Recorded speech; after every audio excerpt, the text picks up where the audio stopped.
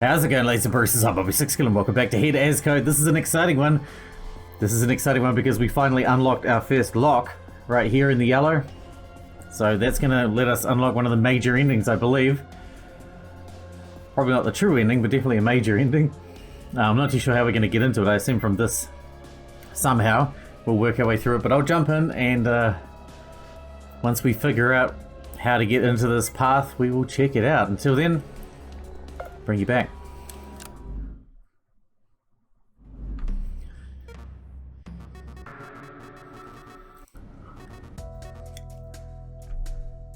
Oh, here we go. A brand new option has popped up. Simon believed in going to the library alone. Alright, head to the pantry and I'll go to the library. The room J&M explored. Sound good? Then we'll meet at the bedroom once we're done. This is new. Exciting. Before I could elaborate further, the doors closed. Ray didn't look like he wanted to follow the plan I suggested, but since I waited that long and the doors had closed, he wouldn't have any choice. Take that. This played right into my hand to avoid him going to the library since I took it. I sat in one of the seats, knowing full well I'd rise very shortly anyway. It didn't take too long for the train to get there. Since we took the train first, nobody would be here either, allowing me to have full reign over the findings in this place. I didn't have a lot of time, but it still took great care in ensuring that I wouldn't leave anything up to chance. Are we going to check the bin and there's going to be guns under it? The bin was empty. When I grabbed it and tried to move it, I realized it was stuck to the ground, bolted there. No point in touching that again then. For some reason, something compelled me to check this bin again. Even though I already looked inside and failed to move it, I felt like I hadn't given it my all. With great effort, I pushed onto the bin hard enough to make it scrape against the ground a little. It moved. Applying even further pressure, I forced it to slowly rotate onto the large bolt holding it down, revealing a small compartment at the base of the bin. Inside that compartment was a gun that we put there in another timeline. Yeah. What? What is this doing here? I asked myself aloud like an idiot, hardly able to contain my surprise. Had Jasmine and Marco found guns here? No, there was no way that was the case. If they had, then they would have taken them because this one was still here, wasn't it? But it was possible they found 3 guns. And if they did, maybe they took the guns together. So it made sense for them to hide the 3rd. Wait. Why wouldn't they carry it and give it to me for my own protection then? Oh, no. This is definitely not good. I picked it up and examined it from up close. Strangely, this gun was remarkably old. It looked completely worn out. I was questioning its very ability to function, in fact. I tried to remove the safety since I knew guns had that, but even with it off, the gun didn't work. All I could do was make it click in vain. I clicked it a few times trying to make it shoot. No dice. It never did. Even worse, that piece of shit actually jammed up on me. Was it always that old, or has it been that long since the last time we did this? Maybe they're making new robots, and it's like everyone's been in this place doing this for hundreds and hundreds and hundreds of years. New generations of robots. I don't know. Just spitballing. And this was done in a previous timeline or a previous path with previous robots 100 years ago or something. How do we open this damn thing? After messing with it for a minute, I forgot how to open it. I figured out how to open it. I looked at the chambers. Empty. This isn't good. There's a firearm, but it's completely worn out. Is it rust? Not that I can tell. Then how? At that moment, my head suffered a splitting headache. What? I was in the library, but I was here. I've been here before. I remembered. When? How? Was it before? Was it after? I was panicking as I pulled the bin to the side. I dropped the gun and closed the space again. When did this happen? Would I stuff the gun back in there later? Or was this... I didn't understand any of this and I screamed as my headache grew tenfold worse before I finally came back to reality. What is this? Was that a vision of the many worlds interpretation? Did a me from another world put that gun there? How would that even work? I know this is crazy talk, but how do I explain this? That thing has to do with multiple timelines. What if I just saw myself from another one putting the gun here? And how the hell could it have been here in this timeline? Hey, what are you going on about up there? I went to the bedroom, but you weren't there. Ray called for me from the hallway outside. I quickly stuffed the gun I found in my jacket and rose up, unwilling to let him see I had something wild in my hands. Nothing. I was just angry at the fact that I found nothing at all. I replied to him, but he kept moving, closing in on my location. Well, I came by here to warn you. Uh-oh. Did he already know? Did he know I had a bit of a firearm, even if it was malfunctioning? In the pantry, I found a case and I opened it. That room was explored by the blind girl and that old fart, right? Yeah, it was by them. In that case, there used to be 2 guns. They were already taken out when I got to them. What? 2 guns? Yeah. You better be careful around them both now, or else you end up with a bullet in your head. He made a movement at his head, mocking the firing of a gun with a psh noise. I'm going to continue looking into the others. The stars is next. Do you want to come with me? I really wanted to stay away from the guns, but Jasmine was also there. She was in the company of those 2 dangerous participants. I think I did enough exploring. I'll fetch Jay and go to a new room. Suit yourself. What's the matter? Weren't you on board with the exploration further on earlier? Times change. Now I'm a lot more interested to see what everyone found in their rooms. You said your friends didn't find anything here, right? Yeah. As far as I could tell, this place is empty. I boldly lied. I didn't know if he'd catch on. Since he didn't look like the observant type, I didn't think he would have noticed the fact that I was squeezing my hands so hard in my pockets that my knuckles were turning white. Alright. Hopefully you're not covering for them, because if you are... He cracked his knuckles. I shook my head again to confirm I wasn't. Even if I was. Be seeing you. Or not. He disappeared out of the room. Releasing my breath after I was sure he was gone, I took a moment to think about what I would do. It's pretty annoying having a thug wandering around the place threatening everybody. Okay, well, I can't trust anyone. I can't trust A&E because they're definitely armed. I can't trust Ray because of that video. I can't trust the twins for the same reason. I can't trust Jasmine or Marco because they've both left this stuff here. They possibly have guns too. What am I gonna do?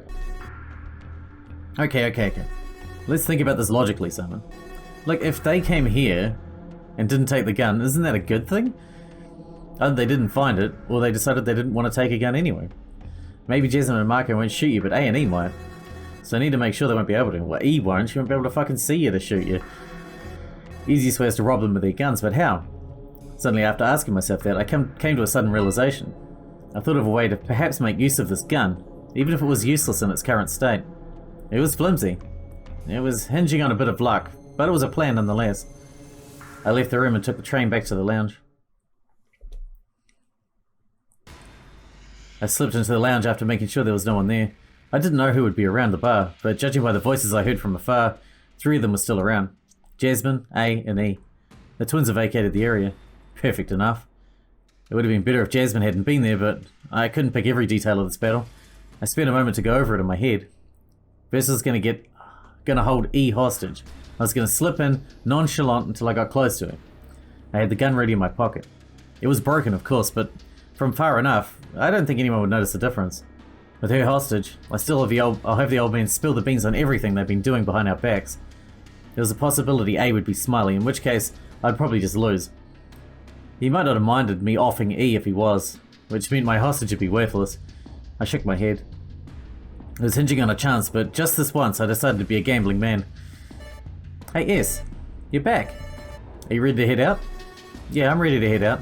Just a sec, I have to what? I readied myself about to leap and grab E, but all eyes were on me. I couldn't manage to get to her. At Jasmine's insistence, I didn't have time to answer or change my plan. Plus she traumatized the poor girl. Fuck. It's time to improvise. I drew the gun out and aimed its barrel straight at A. Yes? Young man? He slowly lifted his arms in the air, understanding he was at a disadvantage. At least, things were going okay so far. I couldn't wipe the sweat off my brow, so I endured it. No one move or I shoot. I want some answers. Did you and E both take a gun from the pantry today? Alright, fine, I'll talk. No one has to get shot today. Yes, I have taken a gun for my own protection, but E did not take anything out. When we opened the briefcase containing them, there was only one gun, which I took. Liar. There were 2 empty spots. I am many things, but I'm not a liar, young man. I don't know about that. When we opened the briefcase, yes, there were 2 slots, but one was already empty. He was growing angrier by the moment. I thought I could use this to my advantage in this battle of wits. Okay, fine. Jasmine, take the gun from his bag and send it over. Huh? But... do it. I almost aimed a gun at her, but that would have been a mistake. I kept it trained on A the whole time. Since the safety was off, he didn't try anything funny. I had to keep the bluff going for as long as I needed it. I didn't know when he'd realize I didn't have any bullets. Following my barking, Jasmine reached into the man's bag to look for the gun. Please leave everything else in there though. I need all of the stuff. I'm but an old man. Yeah, it's a lot of bullshit for someone who's in firing range right now. He clammed up and finally, Jasmine took out the functional gun. Then she put it on the ground and slid it over at my demand. I slowly lowered myself into a squat, still holding the gun at A the whole time. I picked up his gun and immediately opened it to look at the bullets. All the chambers were full. I closed the gun again. All of this was keeping my hands busy. I didn't like it because it was opening me up for a counterattack, but it had to be done. As soon as my gun moved away from him, the man shifted with a grace I hadn't thought possible for one as old as him. Everything happened so fast following that moment.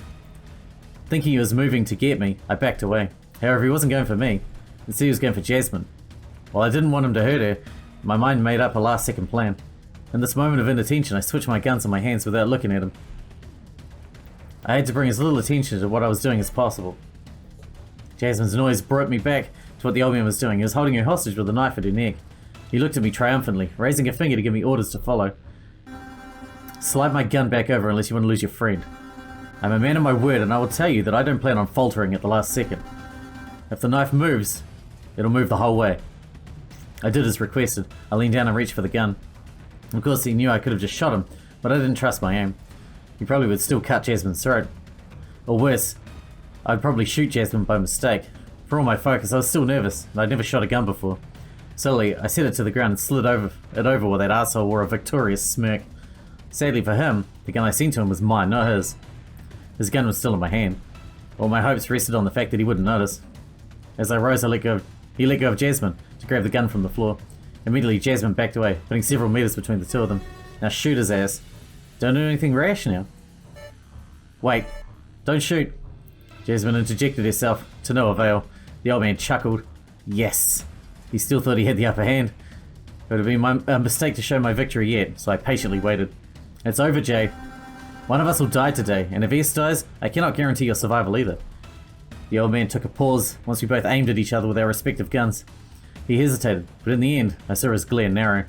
He was squinting to aim. That was fine, of course. His gun clicked and jammed, just like it had for me earlier. Oh, sorry. I must have mixed the guns up by mistake. By mistake? This is entirely premeditated, young man. I kept my aim at him at all times, until I pointed upwards instead, firing away to make sure that he knew the gun worked. Jasmine screamed in panic at the sudden noise. See? This one works, unfortunately. Or fortunately. Now stop and don't try anything. Jasmine, you still have your bag, right? Yes. Do you really have to... Fuck the nicknames at this point. I'm tired of them, and they never did anything productive. Slide it over to me. This tension, it has to drop. Everyone, please. I don't want others to get involved too. And he has no idea what's happening either. I looked at everyone's state of affairs. A was glaring at me, but he seemed to have given up for the time being. Jasmine was, of course, panicking. E was impassive as usual. One more plan. I needed one more plan. If I dragged E into it, perhaps things would change.